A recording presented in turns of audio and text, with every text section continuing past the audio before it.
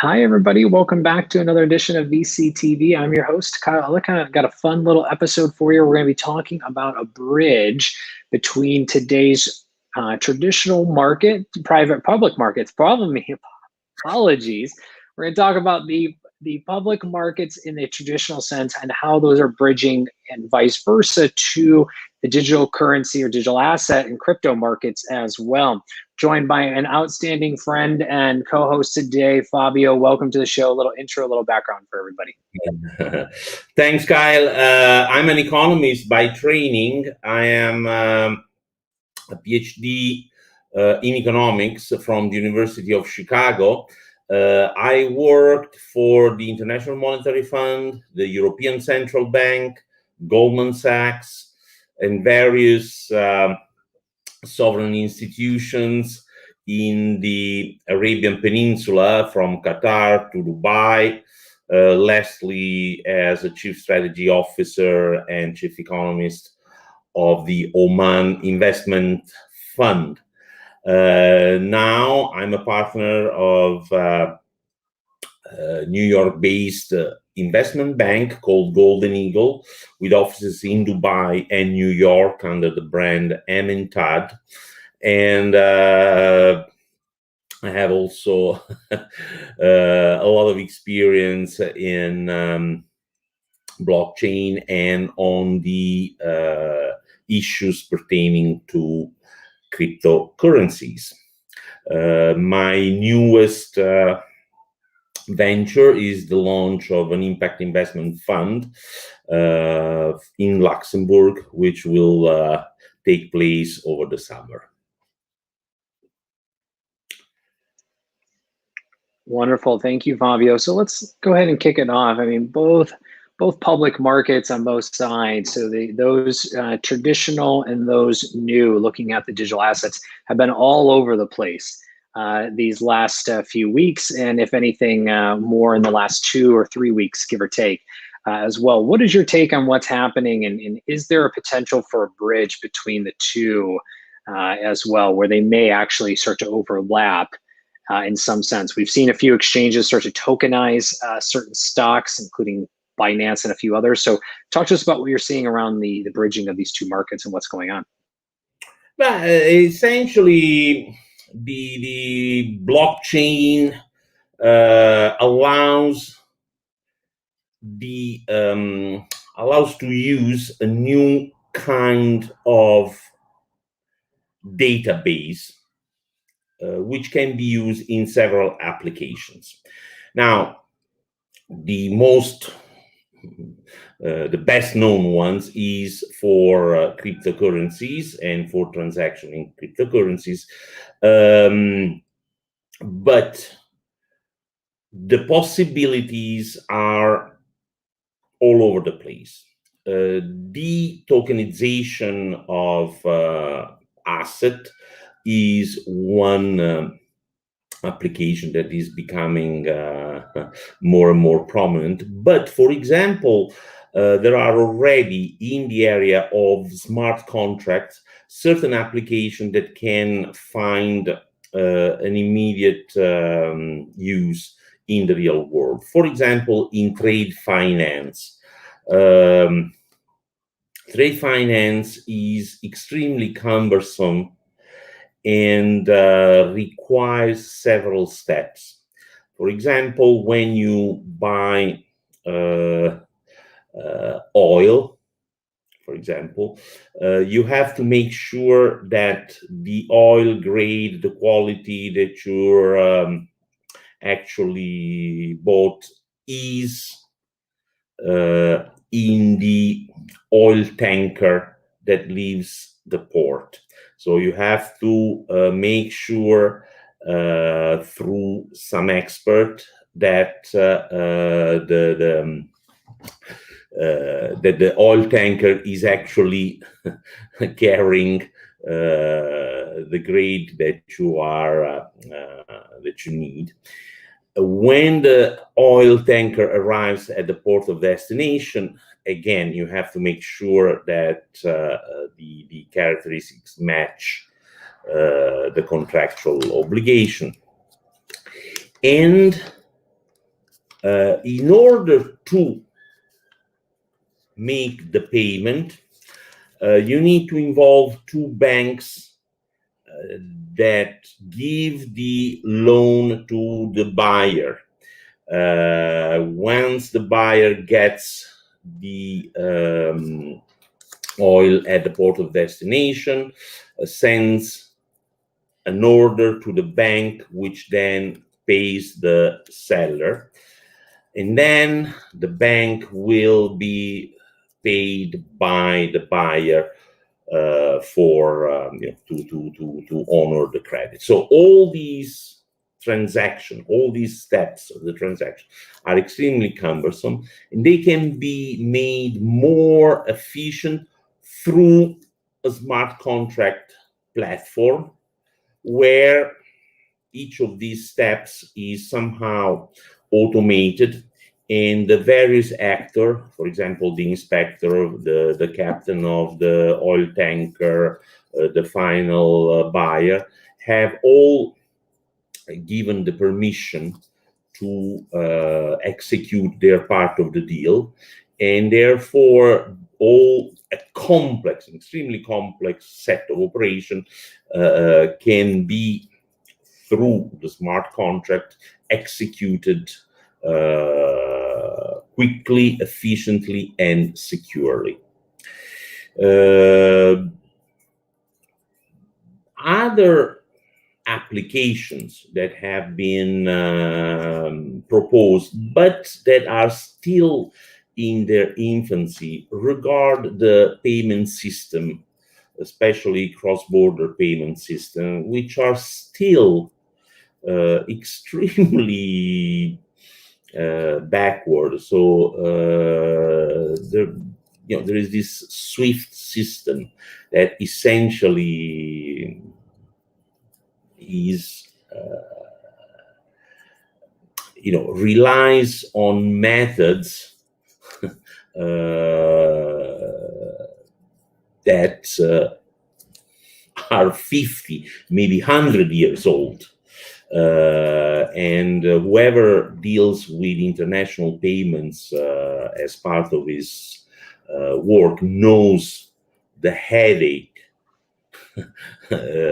or the complication that arise when a payment is lost. So the modernization of this international payment system through blockchain or through a more reliable system is warranted and is urgently warranted. Banks are trying to, there has been a lot of effort devoted to changing, to setting up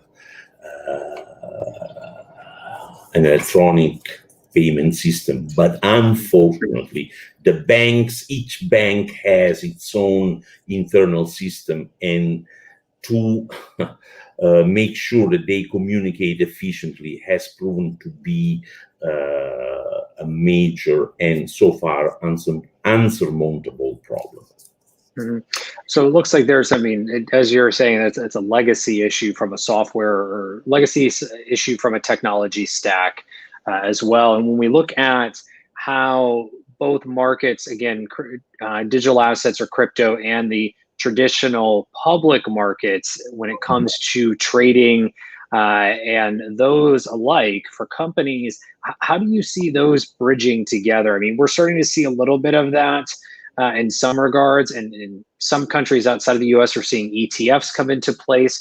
Again, we're seeing exchanges do tokenized stocks of publicly traded companies as well, allowing for super fractional shares to be purchased, along with commodities. We saw with lumber and futures as well. What are you seeing around this? Is this just a moment in time, or is there a real bridge that can be connected between these two public markets? We are still in an embryonic stage. There hasn't been any breakthrough which can set the standard. We have to be realistic. The financial system, the international financial system, the payment systems, are a complex tangle of regulation, authorization, checks and balances, controls by the authorities, regulatory agencies, and so on and so forth. All this tangle has been created throughout the years to make sure that transactions are secure, that people don't engage in frauds, and all these systems essentially were designed to solve one problem, to address one issue, to improve marginally in a certain dimension, and so on and so forth. So in order to clear this enormous legacy will take, I would say, at least between 5 and 10 years. Now, either some new financial system emerges in alternative to the current, let's say, old-fashioned system, and therefore becomes dominant, and little by little the old system fades away, or in order to bring this this dinosaur into the 21st century will require a lot of efforts, not only by the participants, but also by the authorities. Authorities that at present are quite reluctant to abandon the safety of what they see as a relatively well-designed, maybe not well-designed, but a relatively reliable system, and move into uncharted territories. That's why regulatory agencies, central banks, stock market authorities are not inclined to make this transition unless they are somehow forced, either by the demand of the general public, of their clients, or by the government, by the force of the state that pushes them into a more modern and efficient environment. The jury is out there. We will see. Definitely, as of now, the interaction between the traditional finance and the crypto sphere in a larger sense is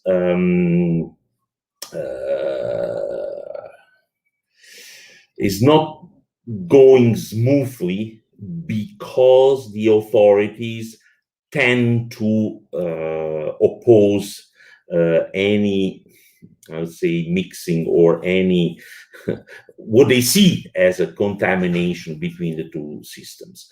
That's why when you tokenize, stocks or whenever introduces an innovation which can overcome the existing regulatory framework, the authorities react with the full force of their power and tend to thwart any further development. We've seen it all in many circumstances, and one needs to be aware that the cryptosphere is something that needs to stand on its own without the permission of the authorities. In other words, the cryptosphere innovation either will be permissionless innovation, either it will not happen. And with that, where are the opportunities for those that are listening in as entrepreneurs to start building in this space to help bridge these gaps between the two markets, or from in the previous case you gave around the enterprise and those traditional finance markets as well, right? Financing, whether it be into inventory or some of the use cases you gave around industrial, being oil and gas, et cetera, shipping and logistics. Where are some of these opportunities that entrepreneurs can start looking towards? It's not easy, I would say, for the small fish to enter this market. There are niches where one can hope to make a difference. But unfortunately, in the international financial system, reputation and reliability is key. A newcomer without a track record, unless he or she can prove that the technology is watertight secure, will have will face huge difficulties in making a dent in this system. So probably the best course of action would be to develop a system that is innovative, reliable, cheap, and efficient, and try to sell it to some big player. That has been the case in several instances. For example, curiously, in the area of credit card payment, which is in a sense the dinosaur of payment system for small or medium-sized transactions. And so some of the improvement in the blockchain or in fintech more generally have been aimed at improving the payment system of the various Visa, MasterCard, and other credit card circuit. In terms of innovation, probably you will need to have something that will be able to solve a problem which is acutely felt by big players. For example, if you solve a problem, I don't know, by Amazon, faced by Amazon, you can hope to enter this market from the main door, not from some side entrance. It's a very competitive market, by the way, because there are a lot of very smart people trying to devise very complex solutions. So unless you are really in the top, or I would say on the frontier of technological innovation, better not to devote resources and time to a task that might turn out to be, to an objective that might turn out to be elusive. And what's getting you excited about this industry around everything blockchain right now? I mean, we've got a slew of new funds, new funding announcements, big names and big companies getting involved left and right every day right now. What is getting you excited about the future of blockchain and distributed technologies being a part of companies' business stacks here as we come to close? I'm getting excited by a project I'm working on directly, which is an innovative way of launching a cryptocurrency. In particular, it is linked to what we in Europe call Industry 4.0. To make a long story short, we will set up a network of hundreds or probably thousands of 3D printers, okay, scattered in hundreds of factories.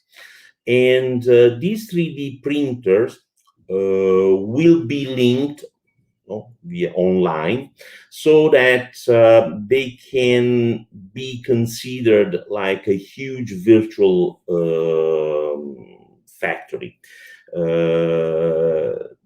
To be more specific, if a company needs to rent 3D printers time, they can go on an exchange, on online exchange, and rent this time from a company wherever, located maybe in France, maybe in Germany, or who knows, in Taiwan. And they can send an order to produce, I don't know, 10,000 pieces of a certain object. The machine time, the 3D printer's time, will be linked to a token or a cryptocurrency, if you wish. So you can pay for the rental of this 3D printer, either in euro, dollars, yen, or whatever, or you can use this token. In other words, what's the difference between this token and Bitcoin?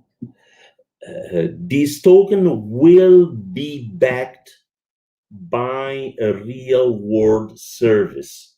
So you will know that each token will be worth 1 hour of machine time. Okay.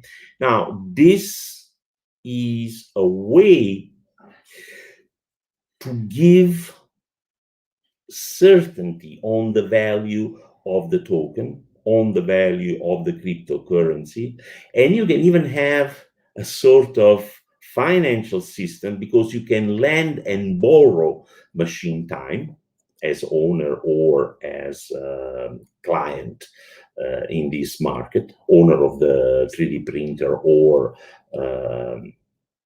company that needs to rent machine time. And at that point, you will have something that can, with certainty, answer the question, how much is this token worth? Okay, so this means that we will enter in an era where token or